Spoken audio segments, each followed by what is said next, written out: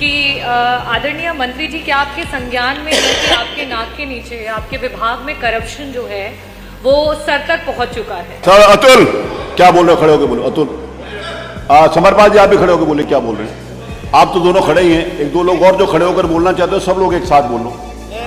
अरे बोल लो ना, मैं सबकी सुन रहा हूं, मैं मना थोड़ी कर रहा हूं। आज मैं किसी को भी नहीं बिठाऊंगा, सब लोग। राजेंद्र चौधरी जी आप भी प्लीज। आप अरे पूछा गया जो जवाब नहीं आ रहा। एक सेकेंड।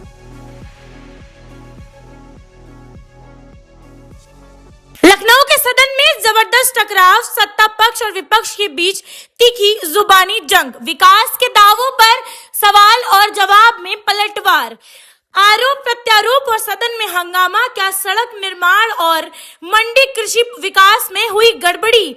और क्या आमने सामने आ गए रागिनी सोनकर और दिनेश प्रताप सिंह?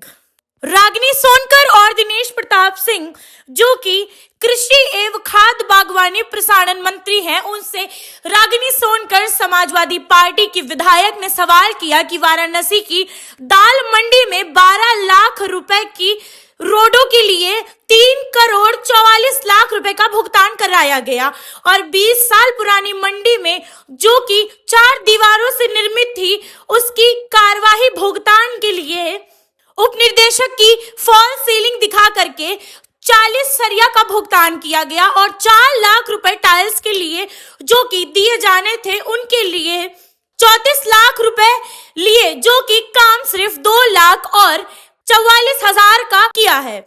ये प्रमाणित कर उन्होंने दस्तावेज के साथ में लखनऊ संसद के अंदर अपने भाषण में ये कहा और दिनेश प्रताप सिंह से पूछा कि क्या जो भ्रष्टाचार और जिस तरीके से करप्शन उनके नेताओं में चल रहा है और उनके विभाग में लगातार किया जा रहा है, क्या ये उनकी नजर में नहीं आ रहा है? जो भ्रष्ट और करप्शन वाले लोग उनके अंडर में काम कर रहे थे, लगातार उनकी शिकायतें आने और जांच बिठाने के बावजूद उन्हें दोबारा से काम दिया गया और उस काम को पुनः शुरुआत कराने के बावजूद नए लोगों का चयन क्यों नहीं किया गया और बार बार शिकायत दर्ज कराने पर भी पुनर्लोकन क्यों नहीं कराया जा रहा है? इस पर उत्तर देते हुए दिनेश प्रताप सिंह जो कि स्वराज मंत्री और स्वतंत्र प्रभार का भार निभाते हैं, उन्होंने कहा कि बार बार जिस तरीके से आप सदन में खड़ी होकर के अपने मुद्दे से भटक कर कोई भी बात करती हैं, ये बिल्कुल सही नहीं है। रागिनी मूल प्रश्न के भीतर से ही पूरक प्रश्न पूछे जाते हैं, लेकिन रागिनी सोनकर मुद्दे से भटक कर भ्रष्टाचार की बातें करती हैं क्योंकि इनके चेहरे पर करप्शन का चश्मा चढ़ा हुआ है। रागिनी सोनकर ज्यादा बोलती हैं और ज्यादा बोलने की अपॉर्चुनिटी भी उन्हें मिली जाती है।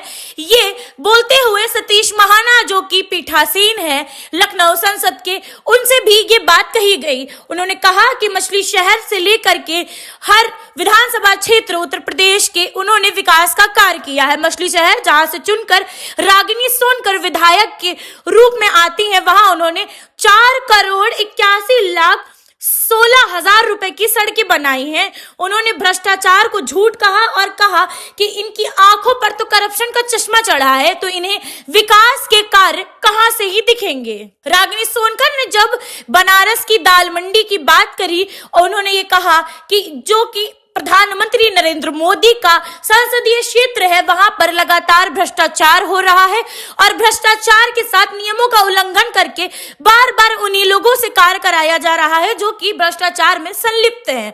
दिनेश प्रताप सिंह ने कहा कि रागिनी सोनकर ज्यादा बोलकर सदन को हाईजैक कर लेती हैं और अपने मुद्दे से भटक कर कोई भी सवाल पूछने लगती हैं। उन्होंने जवाब में ये कहा कि 4 तो 3 विधायक हैं मंडी परिषद में और सड़क का विकास नहीं हो रहा है।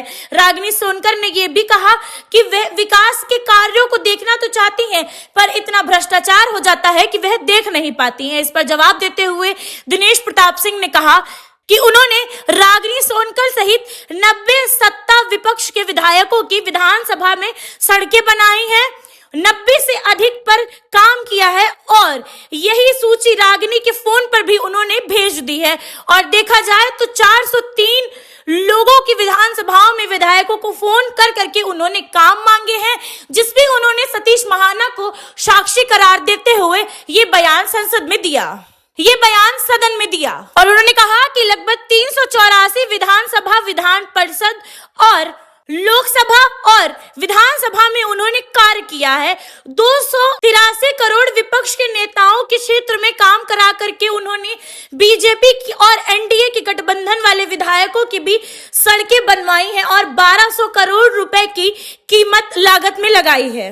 403 के अलावा अगर हम अन्य क्षेत्रों में बात करें तो कुल 500 से अधिक क्षेत्रों में उन्होंने काम किया है और करीब 21,540 किलोमीटर की सड़कें जो कि टूटी हुई या जिनकी अवधि पूरी हो चुकी थी उन्हें देखा है और अपने संज्ञान में रखा है, जो कि अभी पेंडिंग है। और कुल मिलाकर उन्होंने ये बताया कि कुल 21,540 किलोमीटर की सड़कों में 5,000 किलोमीटर सड़कें खराब और मरम्मत योग्य पाई गई हैं, जिनको 250 किलोमीटर इस साल और 250 किलोमीटर अगले साल उनकी मरम्मत करा दी जाएगी। और अगले साल के बाद उत्तर प्रदेश में कोई भी ऐसी सड़क नहीं रहेगी जो कि मरम्मत के लिए हो या फिर उसकी आयु पूरी हो चुकी हो। और इसी के साथ उन्होंने ये भी कहा कि मंडी परिषद या फिर जो कृषि का क्षेत्र होता है उसे कोई भी फंड सड़क बनाने के लिए सदन से नहीं दिया जाता है। मंडी खुद कमाती है और खुद कमाकर उससे सदन में अपना योगदान देती है। और रागिनी सोनकर ने ये कहा, नया तरीके का कर्ज लोगों पर लगाया जाता है। जो लघु व्यापारी हैं, जो नींबू, मिर्ची, लहसुन और अन्य तरीके के व्यापार करते हैं, उन पर एक नए तरीके का टैक्स लगाया जाता है जो कि दूसरे प्रदेशों में लागू नहीं होता है पर इसी प्रदेश के लोगों पर लागू होता है। और पहले ये कर तब लागू होता था जब लोगों के पास उनका सामान आकर पहुंच जाता था मंडी में, लेकिन अब अगर वो सामान सिर्फ प्रदेश की सीमा पर ही पहुंच जाता है तो इस कर को देना अनिवार्य हो जाता है, जिससे कि अगर वो सामान प्रदेश के अंदर ना आकर बाहर कहीं और चला जाए तो भी इसका कर उन्हें देना पड़ता है। इस कर को हटाने की मांग करते हुए रागिनी सोनकर ने ये कहा कि जिस तरीके से मंडी परिषद की रोडों पर भ्रष्टाचार और जिस तरीके से दाल मंडी के नवीनीकरण को लेकर के ये मुद्दे उठाए जा रहे हैं, इस पर रागिनी सोनकर और दिनेश प्रताप सिंह की एक जबरदस्त बहस हुई है सदन में।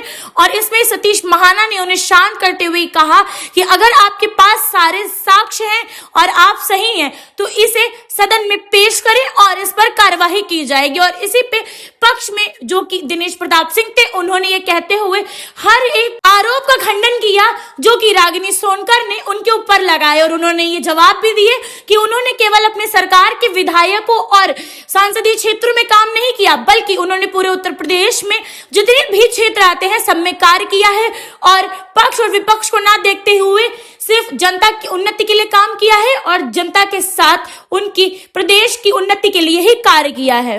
रागिनी सोनकर और दिनेश प्रताप सिंह के बीच में देखने को मिली, इस पर आप अपनी क्या राय रखते हैं? क्या रागिनी सोनकर ने जो आरोप दिनेश प्रताप सिंह पर लगाए और उनके विभाग में हो रहे भ्रष्टाचार पर लगाए, क्या वो सही है? और जिस तरीके से खंडन करते हुए दिनेश प्रताप सिंह ने सदन में सतीश महाना को साक्षी करार देते हुए उसका खंडन करते हुए जवाब दिया है, क्या वो सही है?